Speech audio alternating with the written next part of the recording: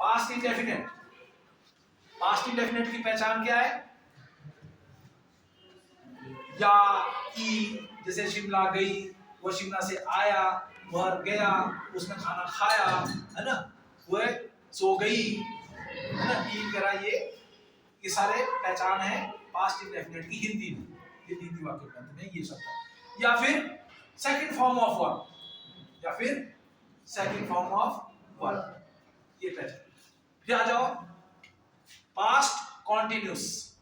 Past continuous में रहा था, रही थी, रहे थे, रहा था, रही थी, रहे थे, ये हिंदी में, जिन हिंदी वाक्यों के अंत में रहा था, रही थी।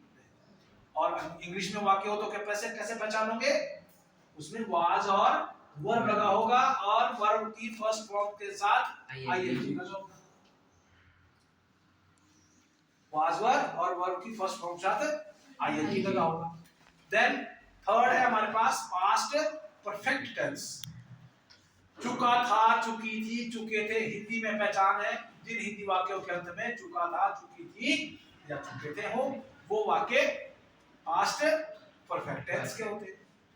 इंग्लिश में कैसे पहचानोगे? Had, had plus third form of verb. और अगर आपको हो गया जी पास्ट परफेक्ट की पहचान आ गई, चुका था, चुकी थी, चुके थे हिंदी में, और इंग्लिश में हैड और वर्ब की थर्ड फॉर्म।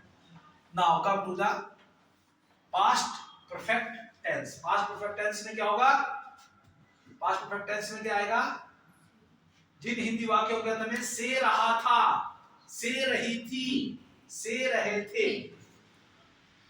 आए, वो पास्ट परफेक्ट कंटीन्यूअस टेंस के होंगे। इंग्लिश में कैसे पहचानोगे?